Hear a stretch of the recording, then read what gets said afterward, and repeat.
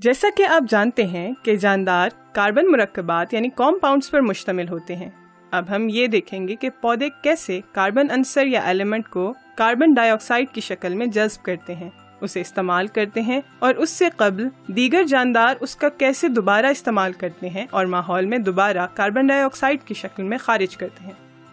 تو اس کے لیے ہم کاربن ڈائی آکسائیڈ گیس سے آغاز کرتے ہیں۔ کیا آپ جانتے ہیں کہ ہوا میں اس کی مقدار کتنی ہے؟ ہوا میں کاربن ڈائی آکسائیڈ کی مقدار تقریباً 0.04% ہے، لیکن سینکڑوں سال قبل ہمارے رکازی ایندھن یعنی فاسل فیولز استعمال کرنے سے پہلے یہ صرف 0.028% پائی جاتی تھی۔ آپ کے نزدیک یہ زیادہ نہیں ہوگی، لیکن یہ پودوں کے لیے ضروری اعضاء، پانی سے نمکیات اور سورج سے توانائی جذب کرنے والے حصوں کی نشو و نما کے لیے کافی تھی۔ پودے سورج کی روشنی کا استعمال کرتے ہوئے آکسیجن کو پانی اور کاربن ڈائی آکسائیڈ سے کھینچتے ہیں، جس سے کاربن الگ ہو جاتی ہے۔ یہ عمل پودے کے پتوں میں موجود سبز تکونیوں یا سبز مائع یعنی کلوروپلاسٹ میں انجام پاتا ہے۔ اس تعامل یا ری ایکشن کو کیا کہتے ہیں؟ شاید یہ دنیا کا سب سے اہم ری ایکشن ہے۔ جب تک آپ اپنا جواب سوچ رہے ہیں، ویڈیو کو پاز کر دیں۔ یہ تعامل ضیائی تالیف یا فوٹو سنتھسس کہلاتا ہے۔ بہت خوب۔ ضیاء یا فوٹو کا مطلب روشنی اور تالیف یا سنتھسس کا مطلب بنانا ہے، لیکن آسان الفاظ میں ہم یہ کہہ سکتے ہیں کہ کاربن ڈائی آکسائیڈ کو توڑ کر ماحول میں آکسیجن گیس کا اخراج اور کاربن سے پودے کے مختلف اجسام کی نشو و نما کرتا ہے، اور جانور ان پودوں اور دوسرے جانوروں کو کھا کر کاربن حاصل کرتے ہیں، اور اس سب کے لیے توانائی یعنی انرجی کی ضرورت ہوتی ہے۔ زندگی کے ان تعاملات کو چلانے کے لیے پودے اور جانور ہوا سے آکسیجن جذب کرتے ہیں اور اسے کاربن سے ملا کر کاربن ڈائی آکسائیڈ میں تبدیل کر کے ماحول میں خارج کر دیتے ہیں۔ کیا آپ جانتے ہیں کہ توانائی خارج کرنے والے اس عمل کو کیا کہتے ہیں؟ جواب سوچنے کے لیے ویڈیو کو پاز کیجیے۔ تو اس عمل کو عمل تنفس یا ریسپریشن کہتے ہیں۔ یہاں ان اعمال کو سادہ انداز میں یوں پیش کیا گیا ہے۔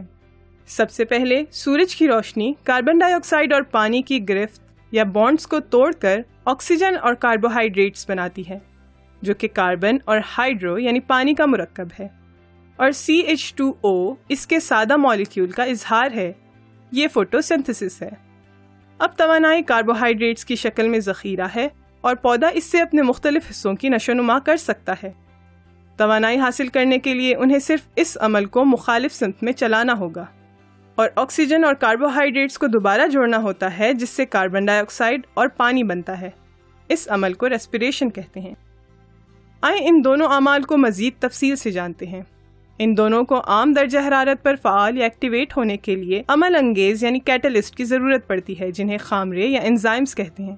فوٹوسنتھسس کے دوران پگمنٹ کی ضرورت بھی پڑتی ہے، جسے خضرا یا سبزینہ یعنی کلوروفل کہتے ہیں۔ میگنیسیم ایٹم اس کا فعال حصہ یا ایکٹیو سائٹ ہوتا ہے، جو اس ماڈل میں سبز رنگ کا دکھایا گیا ہے۔ یہاں سورج کی نیلی اور سرخ روشنی جذب ہو کر ری ایکشن میں مدد دیتی ہے، جبکہ سبز روشنی واپس منعکس یا ریفلیکٹ ہو جاتی ہے، جس سے پتا کافی سبز نظر آتا ہے۔ یہ ری ایکشن کئی پیچیدہ مراحل میں انجام پاتا ہے۔ یہ ایسا ری ایکشن ہے جو ہماری زمین میں بہت پہلے ہی ارتقائی عمل سے گزر چکا ہے، یعنی ایوالو ہو چکا ہے۔ سبز نیلے ایلگی، جنہیں سائنو بیکٹیریا بھی کہتے ہیں، آج بھی سمندر میں پائے جاتے ہیں۔ اگر ہم خود ہی سورج کی روشنی سے کاربن ڈائی آکسائیڈ اور پانی کو توڑ کر آکسیجن اور خوراک بنا سکیں تو ہم خوراک اور سبز توانائی کے حصول کے مسائل پر قابو پا سکتے ہیں۔ سائنسدان کلوروفل کا متبادل تلاش کر رہے ہیں، لیکن شاید جب تک وہ تلاش کریں کوئی مزید بہتر کیٹلسٹ ارتقاء کے ذریعے وجود پا چکا ہو۔ عمل تنفس کو بھی آکسیجن اور کاربوہائیڈریٹس کو جوڑنے کے لیے انزائمز کی ضرورت پڑتی ہے۔ پودوں اور جانوروں کے خلیوں یعنی سیلز میں موجود خیتی ذروں یعنی مائٹوکونڈریا میں بہت سے ری ایکشنز انجام پاتے ہیں۔ انسانوں اور بہت سے فقریہ یا ریڑھ کی ہڈی رکھنے والے جانداروں یعنی ورٹیبریٹس میں خون پھیپھڑوں سے آکسیجن اور آنتوں سے خوراک کو خلیوں تک پہنچاتا ہے۔ وہاں آکسیجن اور خوراک کا ری ایکشن ہوتا ہے اور خون کاربن ڈائی آکسائیڈ کو دوبارہ پھیپھڑوں تک لا کر خارج کر دیتا ہے۔ پودے صرف اندھیرے میں تنفس کا عمل انجام دیتے ہوئے بھی پائے گئے ہیں، کیونکہ فوٹوسنتھسس کے دوران وہ استعمال کرنے کی نسبت زیادہ آکسیجن پیدا کرتے ہیں۔ لیکن کیا آپ نے کبھی سورج کی روشنی سے چھپی ہوئی جڑوں اور بیجوں کے بارے میں سوچا ہے؟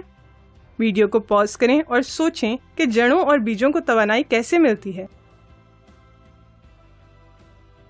اس کا جواب یہ ہے کہ جڑ اور بیج کو آکسیجن کی وافر مقدار کی ضرورت ہوتی ہے، جس کا مطلب یہ ہے کہ مٹی میں کیچڑ کے بجائے ہوا کا ہونا ضروری ہے۔ جڑ کو پتوں سے شوگر حاصل ہوتی ہے اور بیج میں خوراک کا ایک بڑا ذخیرہ موجود ہوتا ہے جو نئے پتوں کے پھوٹنے تک استعمال ہوتا ہے۔ عمل تنفس بھی جلنے کے عمل کی طرح کا ہی ہوتا ہے، کیونکہ دونوں کو خوراک یا ایندھن کو استعمال کرنے کے لیے آکسیجن کی ضرورت ہوتی ہے اور نتیجے میں کاربن ڈائی آکسائیڈ بنتی ہے۔ عمل تنفس کا ریئیکشن عام درجہ حرارت پر جسم کے خلیوں میں انزائمز کی موجودگی میں انجام پاتا ہے، جبکہ جلنے کے عمل میں کوئی کیٹالسٹ استعمال نہیں ہوتا اور یہ بہت زیادہ درجہ حرارت پر انجام پاتا ہے، تاہم دونوں عمل توانائی خارج کرتے ہیں۔